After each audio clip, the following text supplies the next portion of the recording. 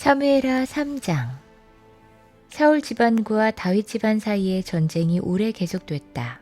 그러나 다윗 집안은 점점 더 강해지고 사울 집안은 점점 더 약해졌다. 다윗이 헤브론에서 낳은 아들은 다음과 같다.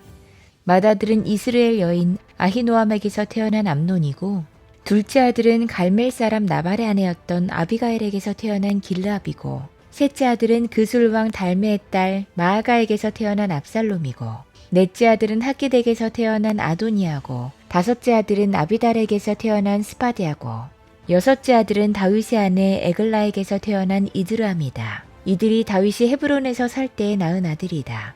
사울 집안과 다윗 집안 사이에 전쟁이 계속되는 동안에 사울 집안에서는 아브넬이 점점 더 세력을 잡았다. 사울의 후궁 가운데 리스바라는 여인이 있는데 아야의 딸이었다. 이스보셋이 아브넬에게 장군은 어찌하여 나의 아버지의 후궁을 범하였소 하고 꾸짖었다. 그러자 아브넬이 이스보셋의 말에 몹시 화를 내면서 대답했다.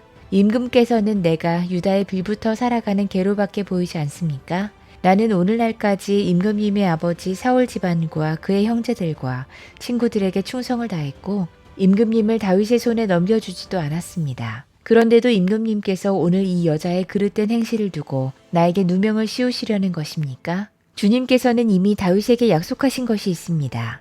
이제 저는 다윗 편을 들어서 하나님의 뜻대로 하겠습니다. 그렇게 하지 않는다면 하나님이 이 아브넬에게 벌을 내리시고 또 내리셔도 좋습니다. 하나님은 이 나라를 사울과 그의 자손에게서 빼앗아 다윗에게 주실 것입니다. 하나님이 다윗을 이스라엘과 유다의 왕으로 삼으셔서 북쪽 단에서부터 남쪽 브엘세바에 이르기까지 다스리게 하실 것입니다. 이 말을 듣고 이스보셋은 아브넬이 두려워서 그에게 다시는 말 한마디도 하지 못했다. 아브넬은 다윗에게 사람을 보내어서 이렇게 전했다. 이 나라가 누구의 것입니까? 그러니 임금님이 저와 언약만 세우시면 내가 임금님의 편이 되어서 온 이스라엘이 임금님에게 돌아가도록 하겠습니다. 다윗이 대답했다. 좋소, 내가 장군과 언약을 세우겠소. 그런데 나는 장군에게 한 가지만 요구하겠소.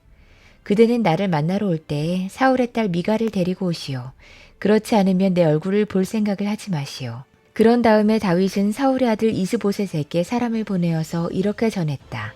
나의 아내 미갈을 돌려주시오. 미갈은 내가 블레셋 사람의 포피 100개를 바치고 맞은 아내요. 그러자 이스보셋이 사람을 보내어서 미갈을 그의 남편인 라이스의 아들 발디엘에게서 빼앗아 오도록 했다. 그때 그 여인의 남편은 계속 울면서 바후림까지 자기 아내를 따라왔는데 아브넬이 그에게 당신은 그만 돌아가시오 하고 말하니 그가 돌아갔다. 아브넬이 이스라엘의 장로들과 상의했다. 여러분은 이미 전부터 다윗을 여러분의 왕으로 모시려고 애를 썼습니다. 이제 기회가 왔습니다. 주님께서 이미 다윗을 두고 내가 나의 종 다윗을 시켜서 나의 백성 이스라엘을 블레셋 사람의 지배와 모든 원수의 지배에서 구하여 내겠다 하고 약속하여 주셨기 때문입니다. 아브넬은 베냐민 사람들과도 상의한 뒤에 이스라엘과 베냐민 사람 전체가 한데 모은 뜻을 다윗에게 전하려고 헤브론으로 떠났다. 아브넬이 부하 20명을 거느리고 헤브론에 이르러서 다윗을 찾아가니 다윗이 아브넬과 그를 따라온 사람들에게 잔치를 베풀었다. 잔치가 끝나자 아브넬이 다윗에게 말했다. 이제 그만 일어나 가서 온 이스라엘을 높으신 임금님 앞에 모아놓고서 임금님과 언약을 세우게 하겠습니다. 그러면 임금님이 원하시는 어느 곳에서나 원하시는 대로 왕이 되셔서 다스릴 수 있습니다. 다윗이 아브넬을 떠나보내니 그가 평안히 떠나갔다. 그때 다윗의 부하들이 요압을 따라 습격하러 나갔다가 많은 노량물을 가지고 돌아왔다. 그러나 아브넬은 그때 다윗과 함께 헤브론에 있지 않았다. 다윗이 이미 그를 보내어서 그가 무사하게 그곳을 떠나갔기 때문이다. 요압이 함께 데리고 나갔던 군인을 모두 데리고 돌아오자 누군가가 그에게 알려주었다. 넬의 아들 아브넬이 임금님을 찾아왔는데 임금님이 그를 그냥 보내셔서 그가 무사하게 이곳을 떠나갔습니다. 이 말을 듣고 요압이 곧바로 왕에게로 가서 항의했다. 임금님이 어찌하여 이렇게 하실 수 있습니까? 아브넬이 임금님께 왔는데 임금님은 어찌하여 그를 그냥 보내셔서 가게 하셨습니까? 넬의 아들 아브넬은 임금님께서 잘 아시다시피 임금님을 속이려고 온 것이며 임금님이 드나드는 것을 살피고 임금님이 하고 계시는 일도 모조리 알려고 온 것입니다. 요압은 다윗에게서 물러나오자마자 사람들을 보내어서 아브넬을 뒤쫓게 했다. 그들은 사라 우물이 있는 곳에서 그를 붙잡아서 데리고 돌아왔다. 그러나 다윗은 그 일을 전혀 몰랐다. 아브넬이 헤브론에서 돌아오니 요압이 그와 조용히 이야기를 하려는 듯이 성문 안으로 그를 데리고 들어갔다.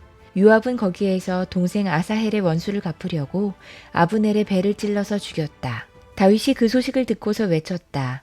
넬의 아들 아브넬이 암살당했으나 나와 나의 나라는 주님 앞에 아무 죄가 없다. 오직 그 죄는 요압의 머리와 그 아버지의 온 집안으로 돌아갈 것이다. 앞으로 요압의 집안에서는 고름을 흘리는 병자와 나병 환자와 지팡이를 짚고 다니는 다리 저는 사람과 칼을 맞아 죽는 자들과 굶어 죽는 사람이 끊어지지 않을 것이다. 요압과 그의 동생 아비새가 아브넬을 죽인 것은 아브넬이 그들의 동생 아사헬을 기브온 전투에서 죽였기 때문이다. 다윗은 요압을 비롯하여 자기와 함께 있는 온 백성에게 명령했다. 백성은 옷을 찢고 허리에 굵은 베옷을 두른 뒤에 아브넬의 상여 앞에서 걸어가면서 애도해라. 그리고 다윗 왕도 몸소 상여를 뒤따라갔다. 백성이 아브넬을 헤브론에 장사 지내니 다윗 왕이 아브넬의 무덤 앞에서 목을 놓아 울었고 온 백성도 울었다. 다윗 왕은 아브넬을 두고 이렇게 조가를 지어 불렀다. 어찌하여 어리석은 사람이 죽듯이 그렇게 아브넬이 죽었는가. 그의 손이 묶이지도 않았고 발이 쇠고랑에 채이지도 않았는데 악한들에게 잡혀 죽듯이 그렇게 쓰러져서 죽었는가. 그러자 온 백성이 아브넬의 죽음을 슬퍼하며 다시 한번 울었다. 날이 아직 채 저물지도 않았을 때에 온 백성이 다윗에게 와서 음식을 들도록 권하니 다윗이 맹세했다. 오늘 해가 지기 전에 내가 빵이나 그 어떤 것을 마시라도 보면 하나님이 나에게 어떤 벌을 내리셔도 마땅하다. 온 백성이 그것을 보고서 그 일을 좋게 여겼다. 다윗 왕이 무엇을 하든지 온 백성이 마음에 좋게 받아들였다. 그때야 비로소 넬의 아들 아브넬을 죽인 것이 왕에게서 비롯된 일이 아님을 온 백성과 온 이스라엘이 깨달아 알았다. 그런 다음에 왕은 신복들에게 말했다. 그대들이 아는 대로 오늘 이스라엘에서 훌륭한 장군이 죽었소. 수르야의 아들들이 나보다 더 강하니 비록 내가 기름 부음을 받은 왕이라고 하지만 보다시피 이렇게 약하오. 그러므로 이런 악을 저지른 사람에게 주님께서 그 죄악을 따라 갚아주시기를 바랄 뿐이요.